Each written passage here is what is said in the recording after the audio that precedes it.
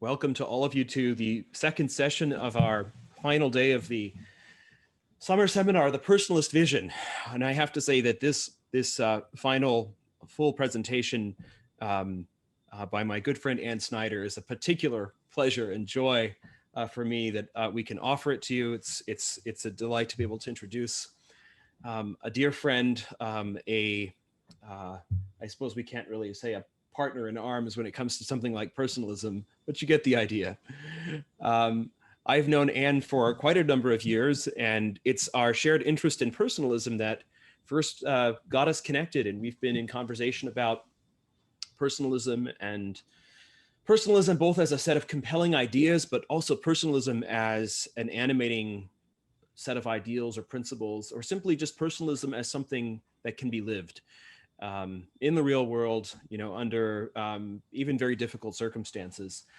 Um, Anne is the editor in chief of Comment magazine, which I would recommend to all of you who are interested in a publication that explores all of the kinds of issues that are on our minds. But if I could say so, Anne, very much from a personalist point of view, it's a wonderfully thoughtful and concrete publication.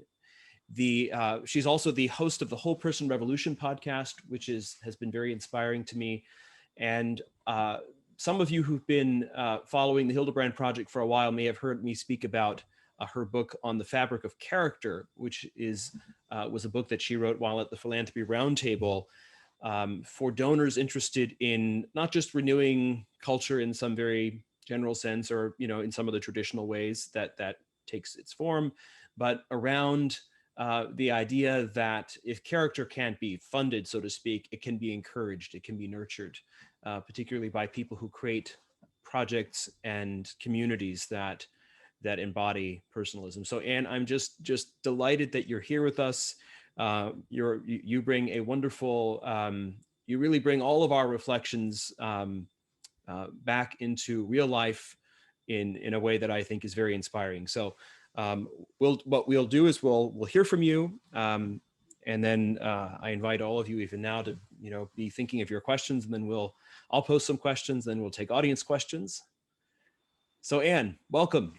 Thank you, John Henry. I'm really delighted to be here. I'm a little humbled, very humbled to be towards the end of the time where their expectations are usually very high, or you might be so tired that it doesn't matter what I say. But no, it really actually feels, even though this is virtual and I can't see most of any of you, it really feels like coming home to come to a seminar focused on personalism. It's really become a philosophy that has articulated for me the reason I get up every day.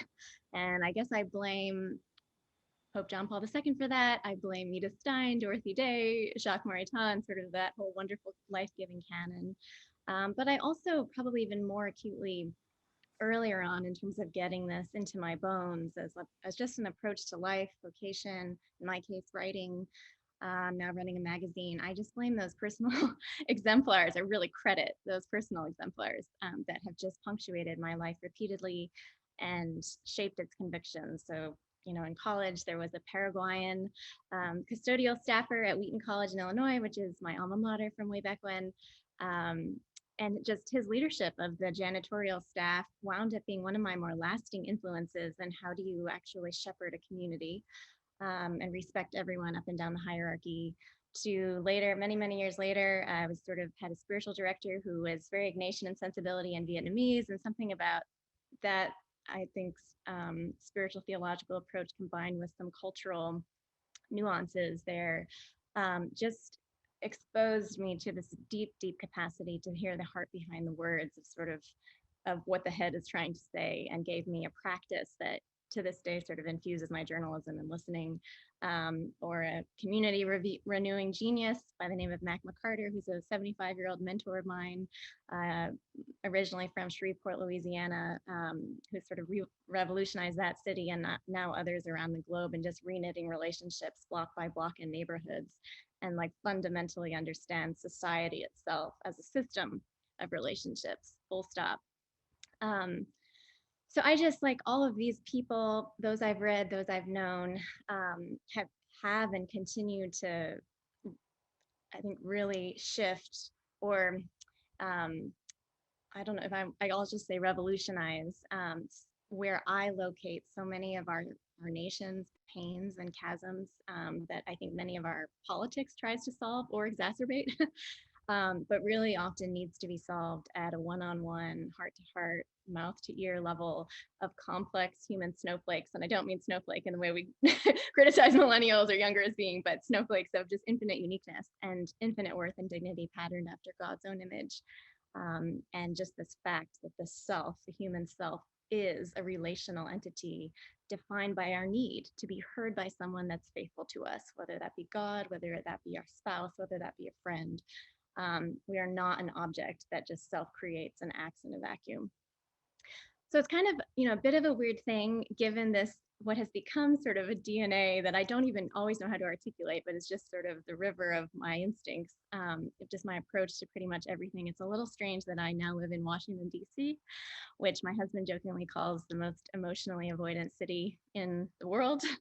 And which I would maybe just say is overly confident in the power of abstractions, economics, and statistics to map the way forward in healthy policy prescriptions and theories of social change. My personalist instincts are also a little bit fish out of water in the professional realm of running a magazine.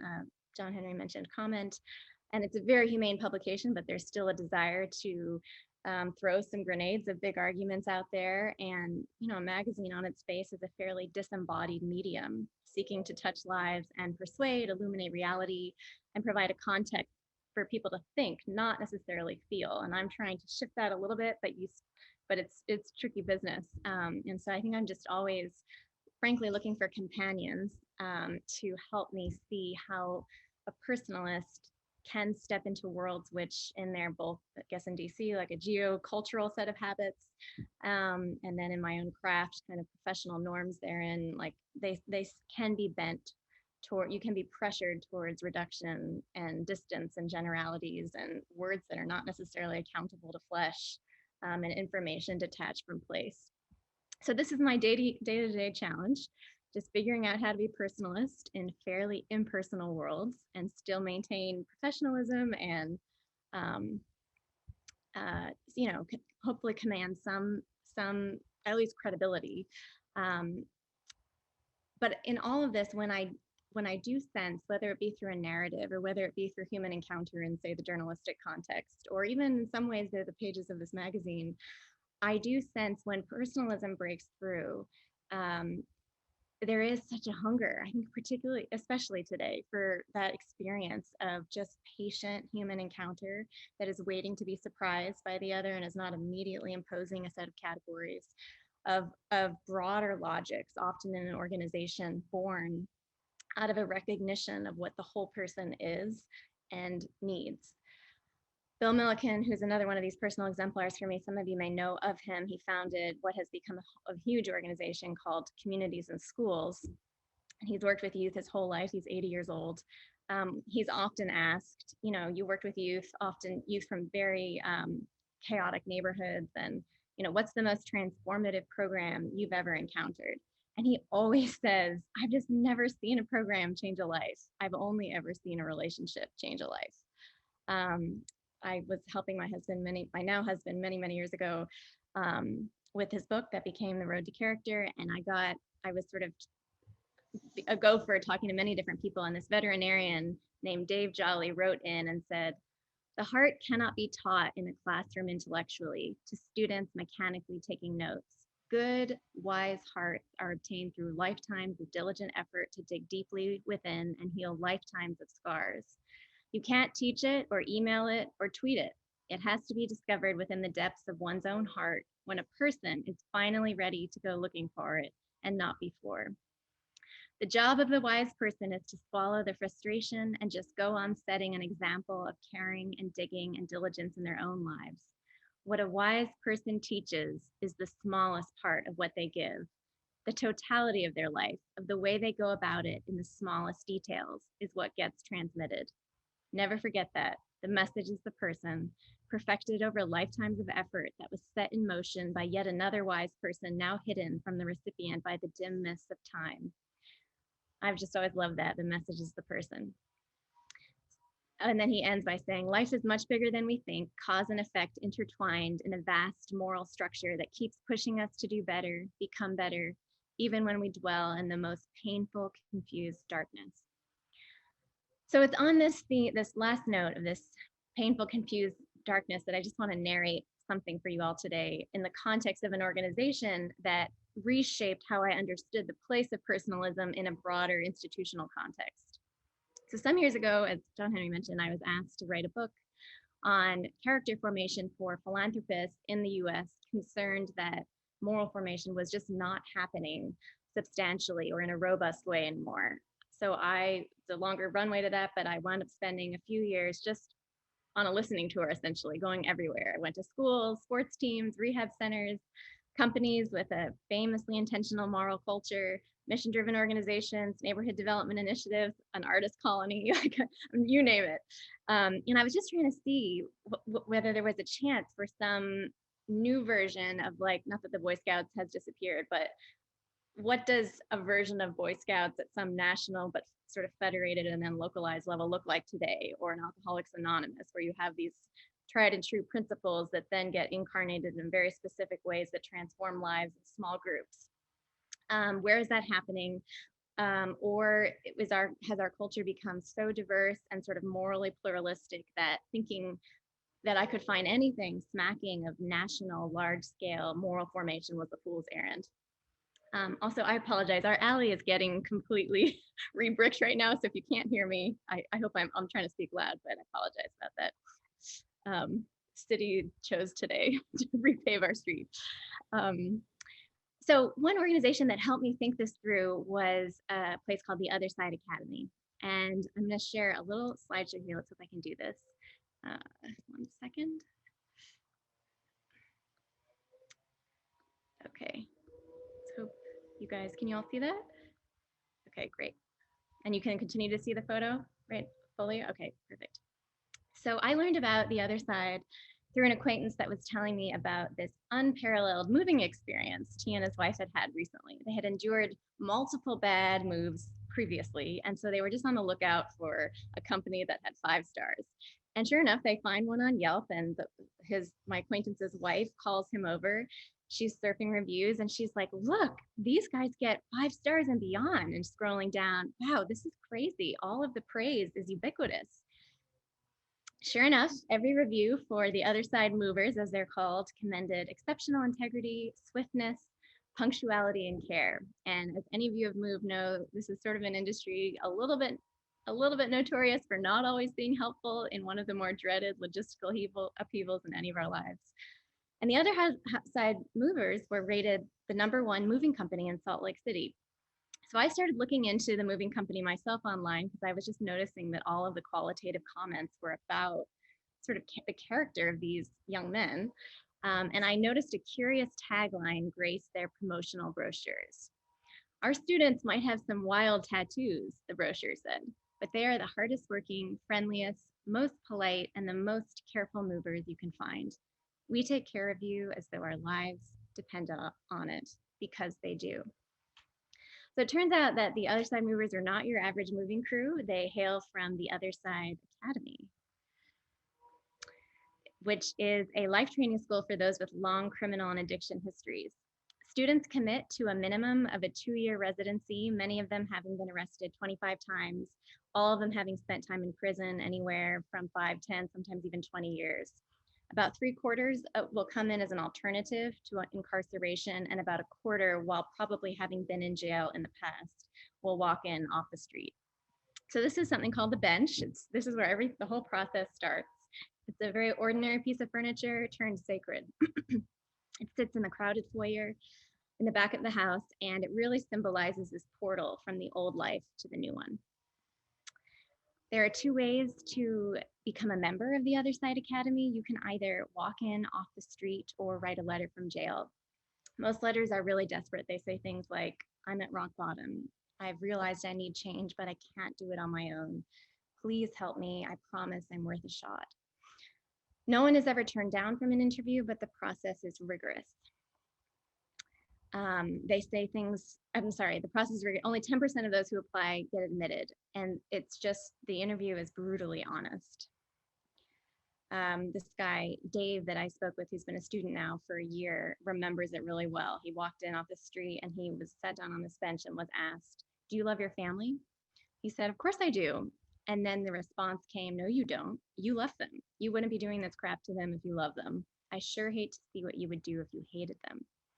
So I remember when he told me this, he was still sort of sucking in his breath, remembering the searing nature of this wake-up call to a more robust conception of love. The purpose of that first interview is just to see, is the person willing to sit still and hear truth, often really hard truths about their actions, their addictions, motivations, behaviors, anything that has broken relationship with those around them and has divorced them from a society that they as adults should be contributing to in some way. There's a social contract that's established right in that first discussion that says, this is what whole person change is going to sound like for the next 2 years. Is this what you want to be hearing? The bench is both a birthplace and a grave. The idea is that life before the bench doesn't exist anymore once you arrive, one of the students told me.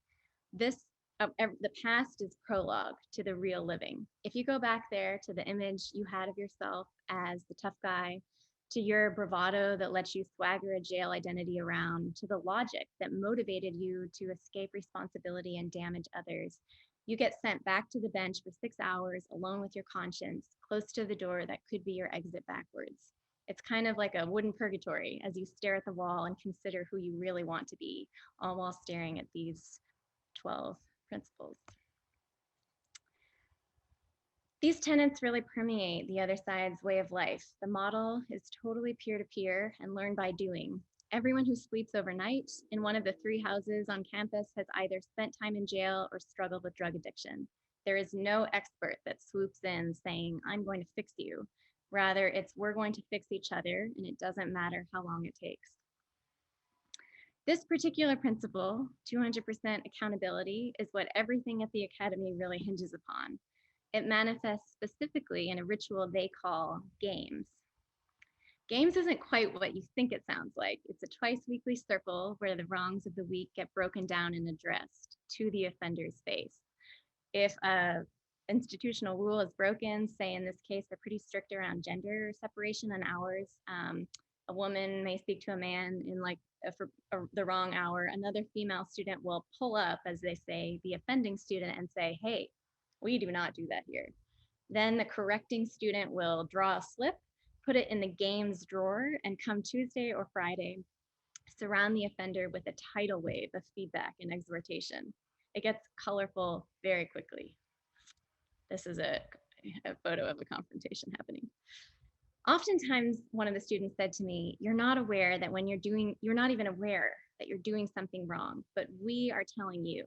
We'll say, "Hey, Susie, that's not appropriate." And then other people will start jumping on that indictment saying, "Hey, come on, you're a leader.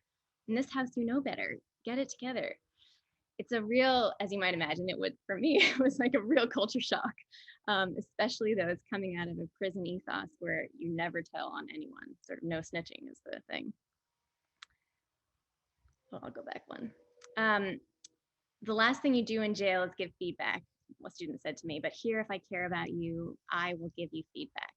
After society giving up on them, the impersonal sort of carrot and stick incentive structure of so many of the systems, both prison and rehab, they've been shuffled through. There's sort of a shock of a call here to do better and a communal structure that pushes you to do so. Moving to the slide, the Other Side Academy is totally self-supporting. The students run the program, which generates yearly income for the Academy at large, and they've started businesses. The first, obviously, was the moving company, which teaches everything from showing up on time, to packing cleanly, to sweeping the floor, to eventually running the office side of the company. They started this thrift store. When they moved, many of the affluent households in Utah who are served by the moving company end up with like clothing, furniture, dishes, other items they would like to donate. And so the Other Side Movers actually developed this, I think, kind of cute jingle on their business card that said, "Let us come into your home and move your valuables. We've done it through the window before. This time it'll be through the door." Other things, they're deeply involved in the community. They've started a construction company and a landscaping firm, culinary services, and a body shop. Some of the students sit in the basement for 8 hours making corporate development calls and sharing about the Academy's work and mission. It's really not the particular skills that of any one craft that the Academy wants to develop. They're more concerned that you learn how to get up every day, go to work, have a good attitude, do as you're asked, learn how to learn, go to bed, do it again the next day. It's through that daily doing of the work and honoring customers' needs that students learn virtues that jail never taught them. So here's an example of them helping. Do a little circle right there. And then pull it. Now you can let go of this part now. Just pull it tight. Each one to each one. That's each one. Do a little circle. Of all the people who have entered this school, the Other Side Academy, in its first 3 years of existence, 75% have graduated in 2 years. Of those who have graduated, all are employed and none have reoffended. After 2 years of hard work, brutal honesty, communal living, and gradual transformation, the students get to a much vaunted day, namely graduation. Like everything else at the other side, there is a monument physically marking the transition, in this case, a bridge, not a bench, that extends from the front door to the rest of their lives. When students are first admitted into the program, they are brought to the same east side of the campus, where at the foot of the bridge, they make solemn promises to join the community and accept help for a new life. Graduation marks a return to this bridge with a walk back out into a watching world. The ceremony includes letters read aloud from current students to the graduates, a message from the founder, and a set of vows that each graduate says before crossing over into the handshake of the most recent graduate, often in view of their families. The one I went to was just very, very moving. You sort of see 1,000 shades of emotion rippling through the gathered faces as students are at different parts of their journey through the program. When I was there, this is what I heard from one of the current students to that day's graduate. Scotty O, you have been a rock for me for over the last 18 months. There have been times where I felt unimportant, lost, anxious, and misunderstood. Times when I needed clarity with certain crucial topics about family, love, connection, disordered thoughts, you name it. And you've always been there for me, always. Never once have you been at a loss for just the right words to cut to my soul and help my paradigm shift. You are authentic, talented, and beautiful. I love you, and I know that you love me. Your actions have shown it. Now, true to what we do here, I will pass on this gift of love and understanding to others. It was a very strange thing for me standing there to watch men, mostly men with shaved heads and pockmarked faces, speak with such open emotion. And some of the watching students could sort of see them contort their facial muscles, be either too moved to show emotion publicly or daunted by the path between now and their future selves. The graduates today having endured what for many of them is only beginning. It's sort of a beautiful and seemingly miraculous prospect, the transformed personalities that the freshmen and sophomores see in those who are graduating, and they know the road to get there is likely narrow and steep. This is some of the before and after photos of those incoming and those graduating.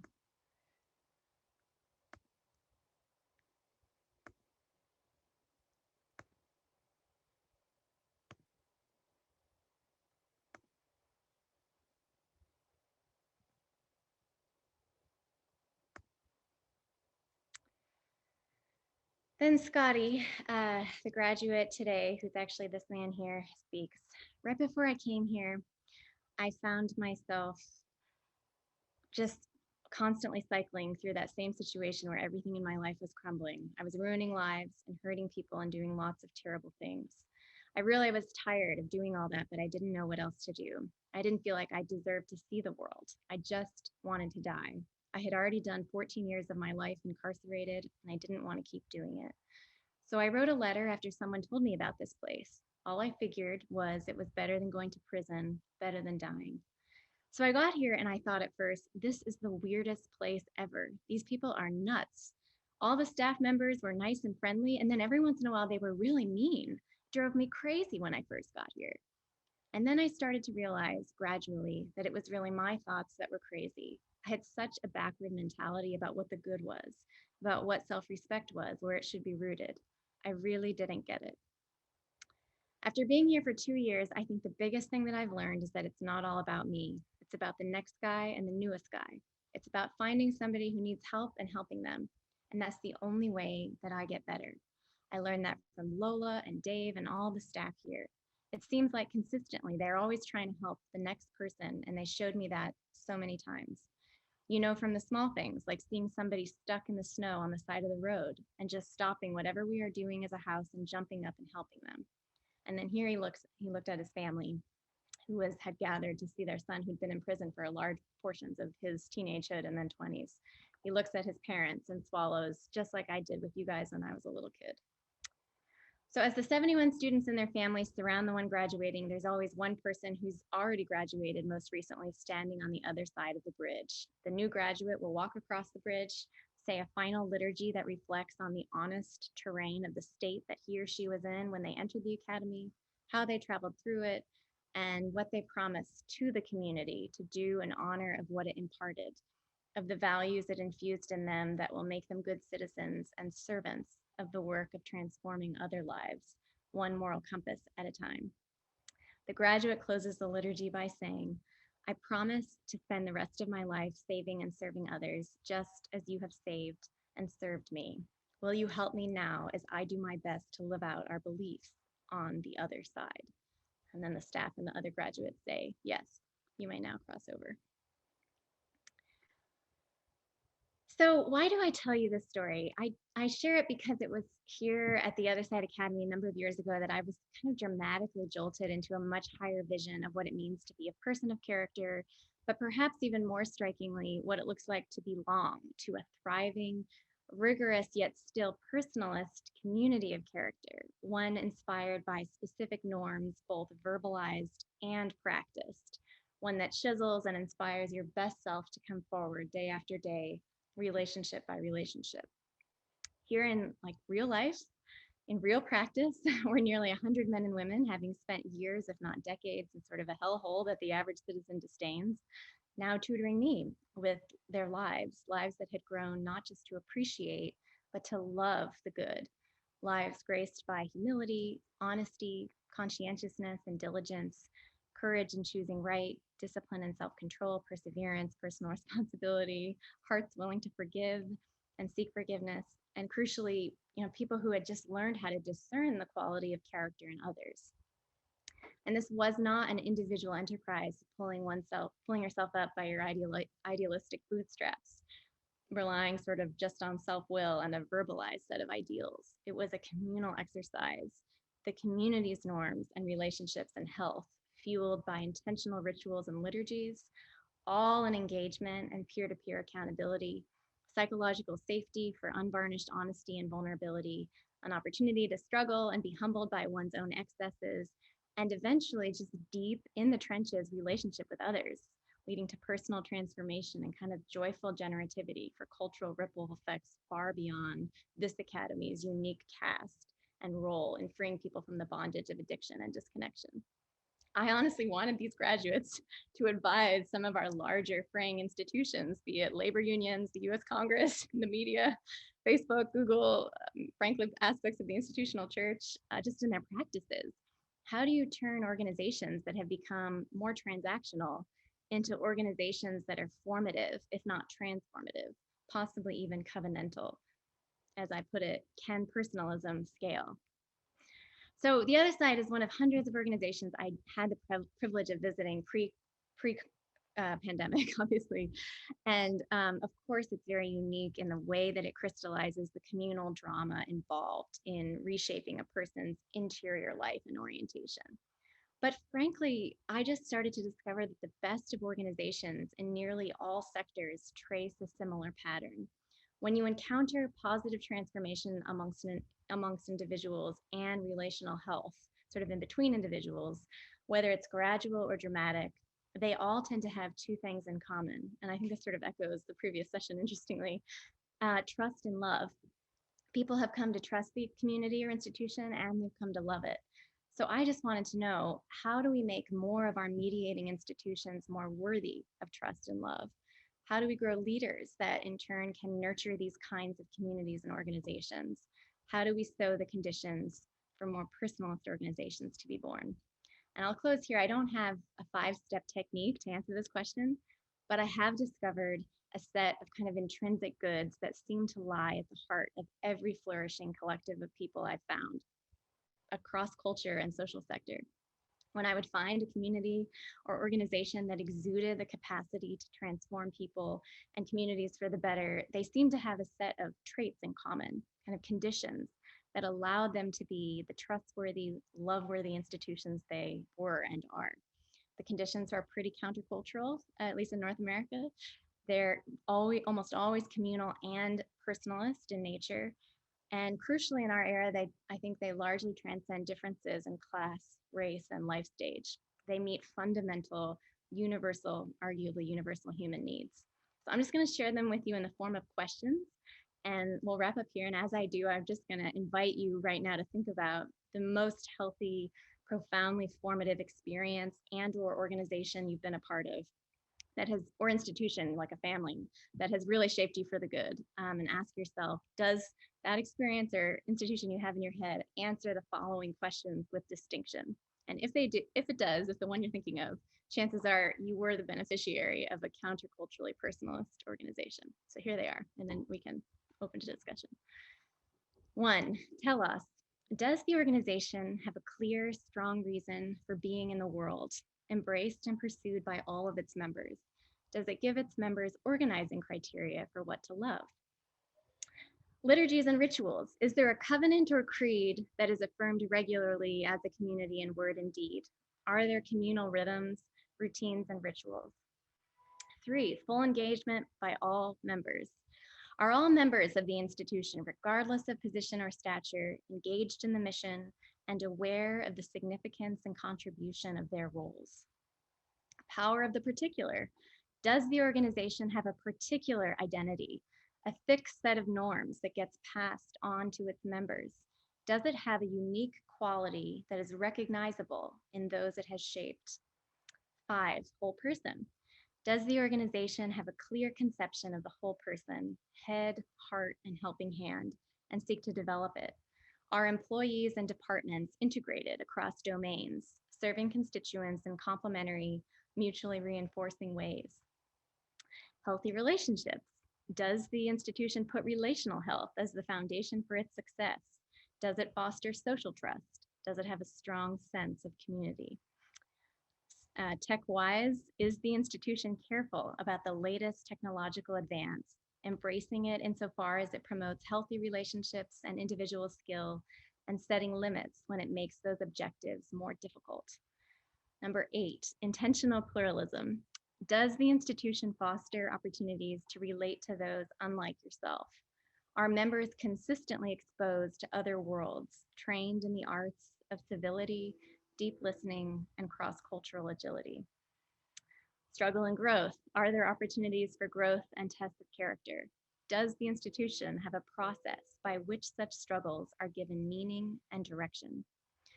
Vulnerability and accountability. Has psychological safety been established such that individuals feel free to be honest? Is there a structure of mutual accountability? 6 more, and then we'll wrap up. 11 is reflection. Are there built-in processes for reflection and excavation of one's inner life and public fruits? 12, exemplars. Are there attentive and conscientious authority figures who serve as role models, coaches, and mentors? Does the leader set the character standard for the organization? Number 13, agency and initiative. Are members of the organization empowered to act, create, initiate? Are they encouraged to be responsible moral agents, not simply passive consumers? 14, joy. Is there joy in the house? Are hospitality and unconditional welcome a key part of the institution's DNA? 15, transformation. Are there consistent testimonies of whole person change in a positive direction? And then the last one, generativity. When people depart from this formative institution, do they promote a similar culture in other contexts? has the institution imparted a set of ideals that members want to live up to ever after?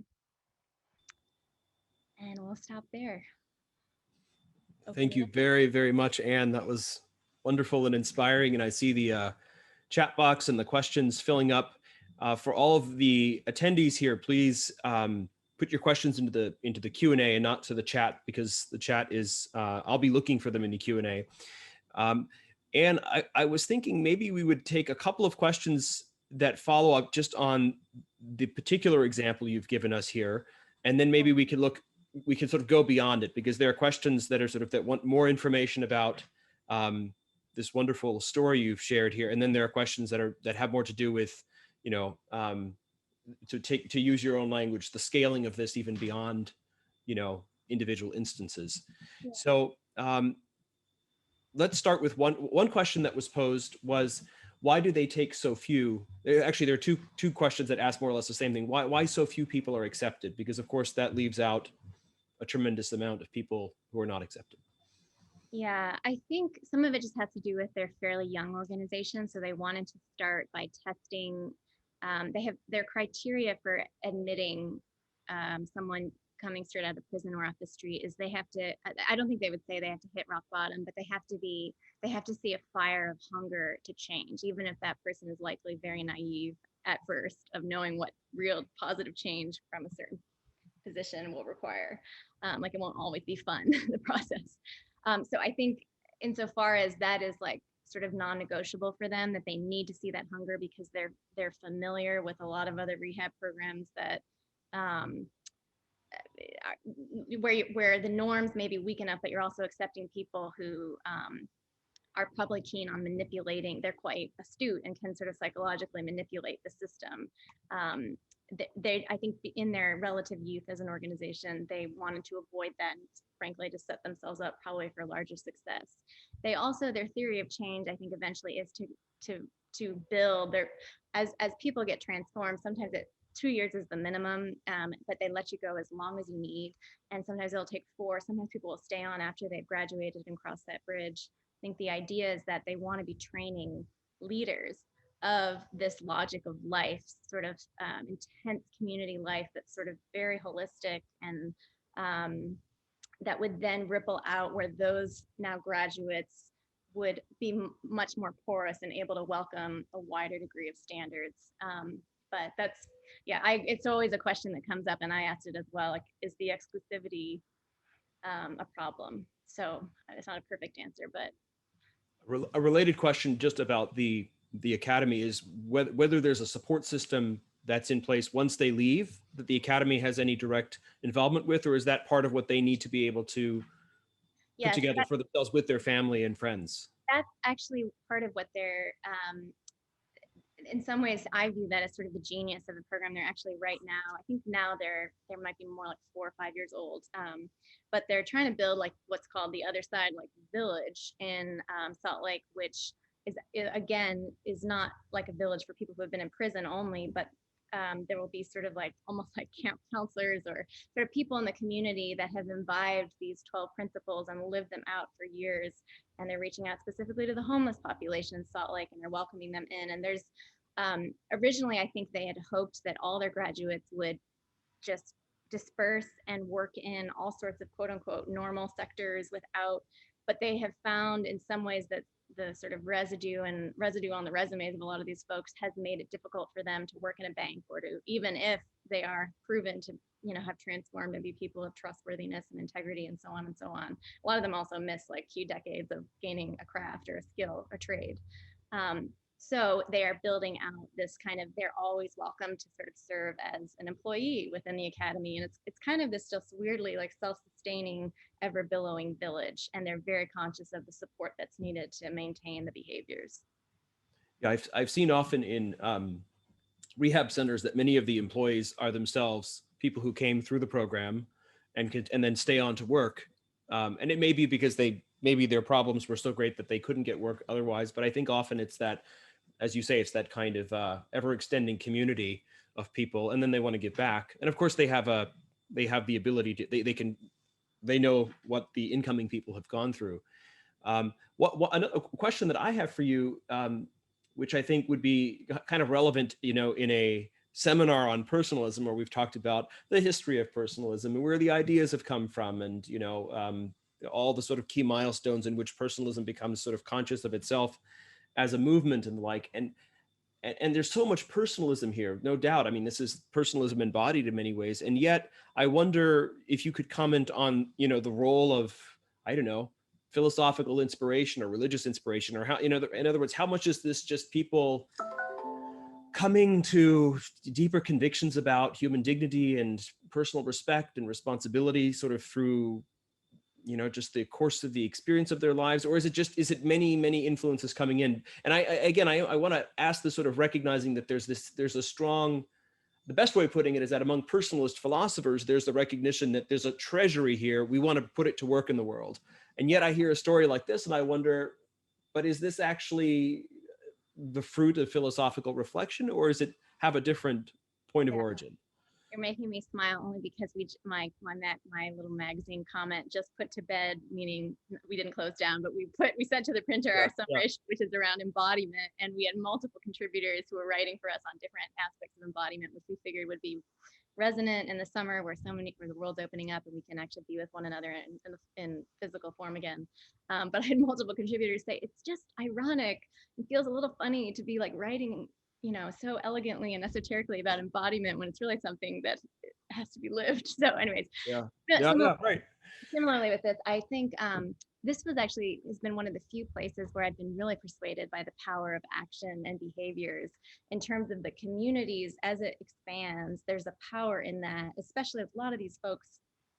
The only thing that will persuade them is someone who has been through their life experience, been punished as they have for their mistakes, but who is somehow a different person in ways that that's exemplaring, and they wouldn't necessarily have, they get sort of the philosophy as they watch it work on them. The founder of this, or one of the sort of inspirations for this program, which originally is from a much older school in California called Delancey Street, which is much tougher. I mean, I think this is very tough love, but Delancey Street is a lot tougher.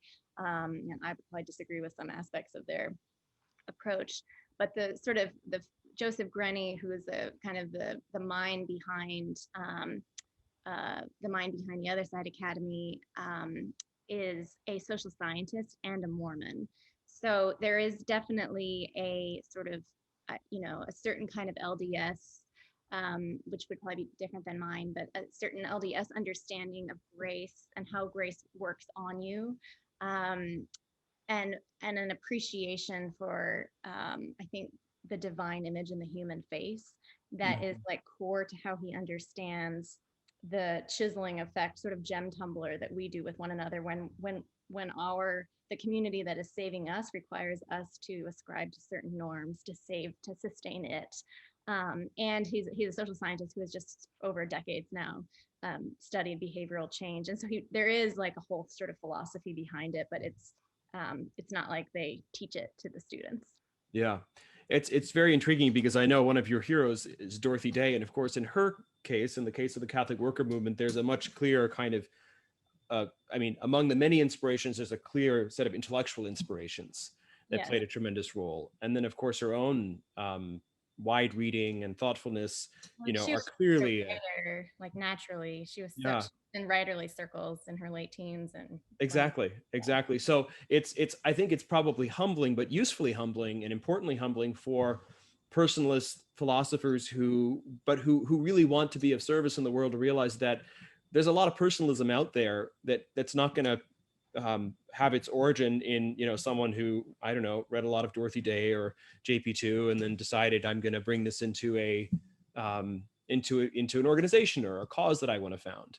Right. But I think what I tried to say in the beginning is somewhere along the way, I think I was about 28, 29, and I hadn't yet done this I hadn't looked at organizations like this yet. But I just was so grateful to find articulations of what I felt like was the only real way to be tutored by love, or the only real way to change if I needed to change in the moral realm. And I think personalism kind of described, frankly, all my frustrations with a city like DC and a lot of sort of our I shared this pre-read with you all by Eugene Peterson, who is a pastor of pastors in many ways. And for better, for worse, that's sort of maybe a little bit more like Wendell Berry and the school of thought that quite suspicious of like large institutions, particularly in the ecclesial church realm, and was really noting that in North America in particular, and I would say especially in the US, there's just such an obsession with interventions and programs. And I mean, even this is quick funny story. When I first started this character project, I was going to a character conference in DC. I was actually living in Houston, Texas at the time, but I was coming for some reason from Boston. I was actually trying to understand the psychology around character these days and all the different streams. And so I had interviewed some professor at Harvard, and I was flying from Boston to DC. And long story short, I accidentally wound up on the wrong flight. And I sat next, I had to take the flight. And anyways, I was standby, and I wind up sitting next to, of all people, Larry Summers, the former Treasury Secretary and former president of Harvard. And there's a funny story where it took me about 30 minutes to kind of realize that it was him. And I had been out of the elite world for many years, so it was a bit of a shock to have this proximity. And he starts talking to me and like, what are you working on? I said, I'm starting this project on character, and I'm trying to figure out how, what institutions either need to be built or revived to make sure this is an important part of our public education. And he was hearing me, and the economist that he said, oh, it's so obvious what your task is. You need to find and name the McDonald's of character. And I don't know what got into me, why I felt the courage to rebuke or, but I just said to him, Dr. Summers, I totally disagree. Like, I don't think everything about that sounds wrong. Like, doesn't sound like that'll work. So just to say, there's something inherent in personalist approaches, specifically to moral formation, that are inevitably inefficient and can't be overly formalized. But in these questions that I'm offering, I'm trying to name a logic or a pattern at work that I saw repeatedly in the most transformative companies. And it looked very different in the school than it would at the other side academy. You're not going to be like, it's not going to be so tough. But is it possible to does this logic maybe scale, or is there a way that this provides a map forward, even just as a cultural audit of all of our own organizations that we either steward ourselves or are a part of and have some agent, some invitation to help. So you've already answered in a way that there are a couple of questions in here about, can this be scaled further? And you've answered the question, at least with respect to sort of any one entity, sort of like we're going to become the national brand for, character or something like that. That's just incompatible with the very idea of how human development happens, interpersonal relationships unfold. But I wonder if you could speak, since I think the original title of the session was "Can Personalism Scale?" What are your thoughts about how organizations like this grow in number or multiply? Are there cases of organizations that you can speak to where they're essentially inspired by someone else doing something similar? I mean, what are some of the principles that lead to the growth and multiplication of deeply personalist projects? Yeah, I mean, I do think somewhat, and I wish I had like really high math skills right now, because I actually sometimes think there's a mathematical genius that could be brought into this question that would complement my like philosophical convictions or curiosities. But I do think there's something about when you've been marked by an institution that is so healthy, where you feel deeply valued, where people around you are inspiring you to be more honest, also be more humble, be more kind, go the extra mile, self-sacrifice, those kinds of things, which have a contagiousness to them. I mean, that was one thing I learned in this project, was just how this is now getting into Renee Girard, but I do think there is like a mirroring, of course, we're just born that way, and a contagiousness to the moral life.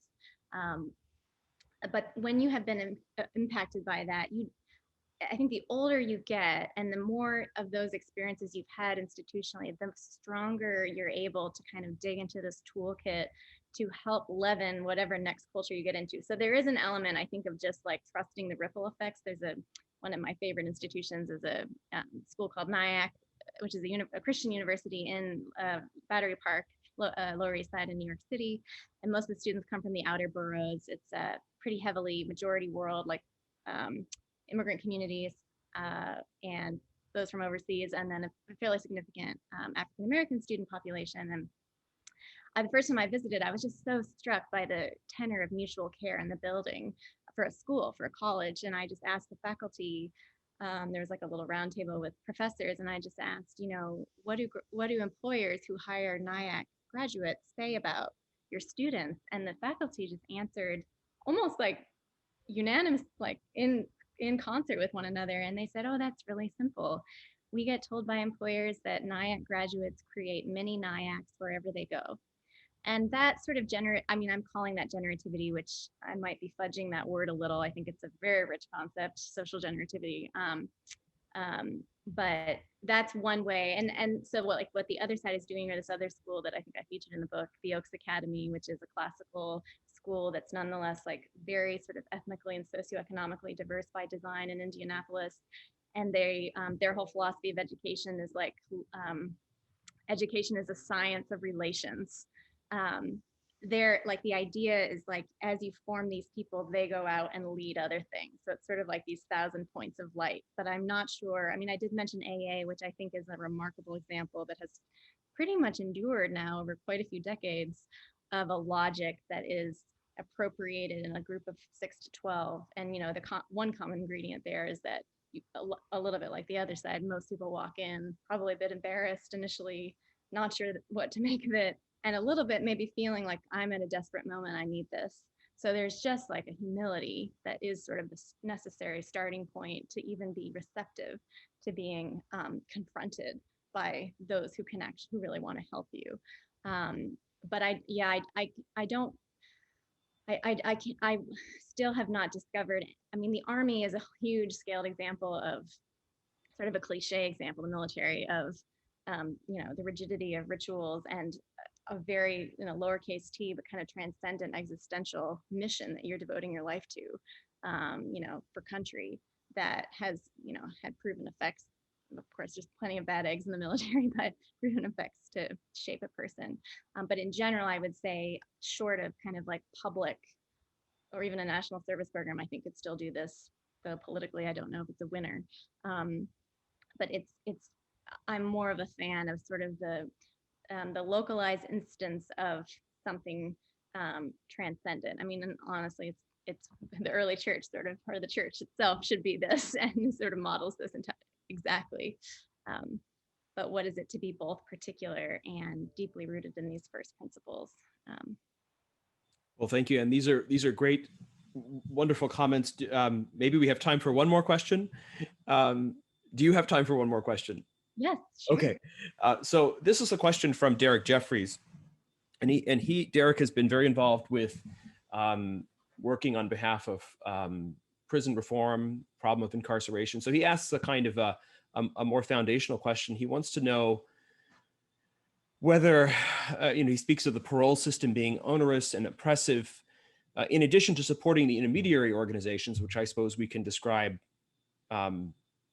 in some ways, the organizations we've described. Should we change many of the damaging policies created by mass incarceration? And he says, what changes would you support? Answer that any way you want, because I know that's a huge question, but it speaks to a structural issue. Do you have any thoughts on whether these embodied personalist kind of initiatives that you've been exploring can find their way back into deeper reform? I know you've also thought a lot about police reform, and I would refer our listeners to, or our viewers to, your podcast. I forget which episode it's in, but the Whole Person Revolution podcast has the first episode, the very first one. The very first episode. Okay, has a wonderful conversation with a couple of people in the police who've done remarkable things of their own to renew and reform and rethink policing. But yeah, this is such a huge question, but in a few moments, what might you? Well, I'm no expert on all things sort of criminal justice reform, and I think Mr. Jeffries probably has a much more articulate and compelling answer than I would. But just on principle, my observation is that, well, I think way more, the mass part of mass incarceration is like a horrific tragedy. So I'll just say that. And so I would love for mass to not be mass anymore. But I think I have just observed, as a person of faith, um, and sometimes walking in worlds that are like, oh, woe is the church, what is up? And there are so many problems these days, I think, in Catholic worlds and Protestant worlds in the US. But interestingly, whenever I talk to someone who spent a lot of time in prisons, they say, and I've heard this multiple times, like, if there's ever going to be a spiritual revival in this country, it's going to come from the prisons. And that has been a little bit my experience, walking in some prisons. And so I just say that to say I'm not pro-prison at all, but I also think any sort of institution in which you find yourself, if there are leaders within their, prison guards. There was a very famous guy in the death row prison in, I want to say, in Mississippi. I'm gonna blank on his name, a warden, who understands these people are still human beings and probably were fathers once, some mothers maybe, and who can help sort of bring in still the outside humane world in. I just think, there's so many ways to do that. There's like education inside prisons, there's the arts, there's just giving people a chance to be dignified with whatever capacity they have to give, and trusting that even in this state there is a way, like there's such a thing as like humane culture, and I think some prisons are a lot more magical than others in that regard. But yeah, there's just this deeper, whenever there's sort of like a humane germ, let that germinate, and a million programs try to do that, I think. But usually it comes down to someone's, with some authority, someone's choice within that prison. So I guess I would just say, how do we flood the prisons that do exist and are way overcrowded, with way more of those? But I'm sure that sounds like a very Pollyanna answer, but in our current state, that's probably where I would start. Yeah, well, I'm sure, all of us who wish for deep reform in so many aspects of our political and social life, cultural existence, recognize the need for, sort of initiatives on a smaller local scale. We can't wait for those reforms to happen. In the meantime, there are people who need, whether this is the pro-life movement within the churches, et cetera. So in that sense, I don't think it's Pollyanna-ish at all, but I'm sure that I'm sure you would be very supportive of meaningful reform. And I know Derek's done a tremendous amount of work in that. And I see one of his books has been linked to in the chat, and I would encourage people to look at that book and even connect with Derek. This has been a huge part of his work, including going into prisons and working with people. It's not just the structural reform he's done. In fact, it's the one-on-one, helping people to reconnect with a sense of their dignity when they feel that they have nothing left, especially those on death row or those who have lifetime incarcerations. Well, Anne, I know we could continue this conversation, and the good news is I have a feeling we will in other formats. We'll have you back, and just very grateful for your presence. So thank you. Thanks for having me. Of course. I love what you're doing. Well, thank you so much, and thank you also to David. We should probably say that you are really I think you're the original source of personalism in your husband David Brooks's Perhaps. understanding of the world. He has a lot of personalist impulses, but I know you gave him the language and some of the authors. Well, he's become the much better articulator of it than I, so I'll just try to embody it along the way. Well, you're an example right there of the ripple effect of how these inspiring ideas and ideals are spread. So thank you for doing that as well. Thank you for joining us. And to all of you, we are going to now move into our closing panel with the faculty. So I ask you just to give us a few minutes as we get our faculty on the screen here, and I will turn it over to my colleague, Christopher Haley, to moderate this final session.